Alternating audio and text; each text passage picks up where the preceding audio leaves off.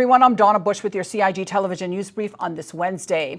Local weather experts are keeping a close eye on Hurricane Beryl as the storm barrels its way towards the Cayman Islands.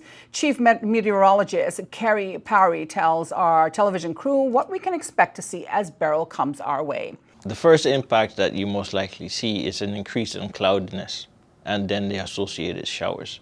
Then the tropical storm force winds will start to arrive. We are looking around early night, around 8:30 for the sister islands, and then that spreading across the Grand Cayman till late night tonight, around midnight or so, lasting through to tomorrow morning around midday as well for Grand Cayman. When the wind comes in, greater chances of showers, heavier showers, will be coming through as well. Lightning, gusty winds will be experienced. Our seas will become much rougher from this evening, and the sea conditions will be extremely rough on the south coast of the islands, and particularly over Grand Cayman due to this proximity to the center of Beryl. So those are factors that you need to consider, increasing from tonight through tomorrow. And after tomorrow evening, as Beryl moves away, there's a gradual expectation that these weather features will dissipate or calm down a little bit, and our weather may return to near normal by Friday morning, afternoon.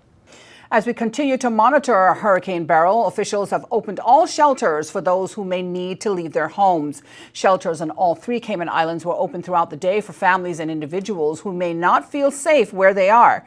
Now, some of the shelters are also emergency medical centers, while the John Gray and Clifton Hunter High School gymnasiums are the 2 pet-friendly shelters on Grand Cayman.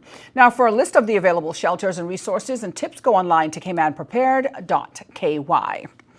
Officers of the Royal Cayman Islands Police Service are reminding the public to follow the rules, ensuring safety for residents and essential staff during and after the storm. For those that have businesses, obviously making sure that all the security systems are functional, and all the entry points, egress, windows, doors, etc. are covered with plyboard for the purposes of the hurricane, but also just basic for security reasons as well. What we will be doing as a police service is ensuring that we conduct patrols well into the what we would call a safe period, and at that point, once the storm gets the wind speeds gets to a certain threshold, we will then make a decision to pull our assets from the roadway. However, we'll be conducting patrols right up until that end point, to ensure safety for businesses and homeowners alike. Post-storm, once an assessment has been done and the all clear has been given, we're still asking for those persons that are not required on the roadway to remain home and allow emergency personnel and other essential departments to conduct various assessments. Now, confirmation of storms heading our way can cause anxiety and triggers for many people, including those who have experienced a storm, as well as our children. Dipna Carton of the Mental Health Helpline Cayman shares these tips to weather the storm. For all of us, we all feel a sense of anxiety, right? And a sense of, worry. But, sometimes we have to harness that, and it can be energizing. And again, it's looking to that plan, what we can do, who we can go to, what are our resources, And remember, just taking some time to sit down from all the planning, all the preparation, to breathe, to get some rest, to be honest about how you're feeling. Don't be frightened to talk to your family, your friends, your colleagues, that, you'd feel that you're not going to be able to cope, or you're feeling a little bit more anxious. And again, reach out to if you have a provider, but if you're stuck, and again, you're feeling that this may be triggering some, feelings from previous traumas, you can always call the Mental Health Helpline Cayman. The best thing to do is to involve them.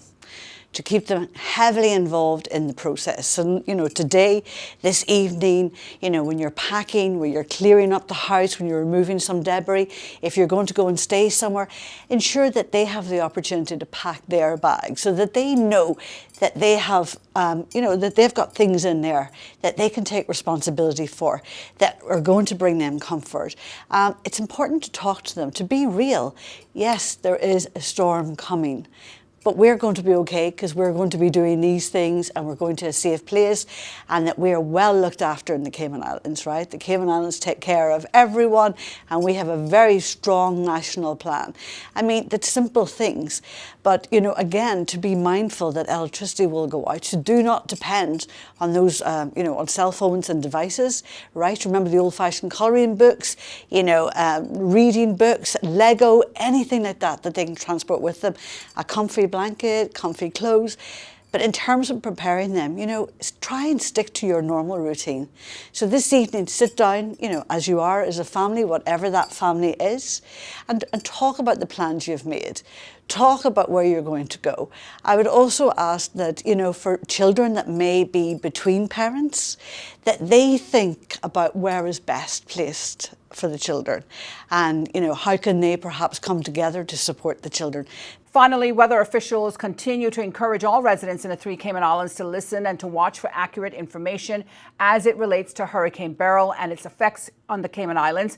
The experts say we can expect winds, rough seas, and a lot of rainfall from the system, so preparation is key.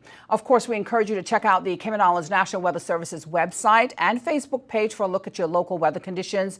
There's also the local weather radio channel, which is 107.9 on your dial for the very latest. Now, before we go, we encourage you to listen and to watch all the government channels such as YouTube, Facebook, Instagram, CIG television, of course, and Radio Cayman. I'm Donna Bush, wishing all of you a safe time.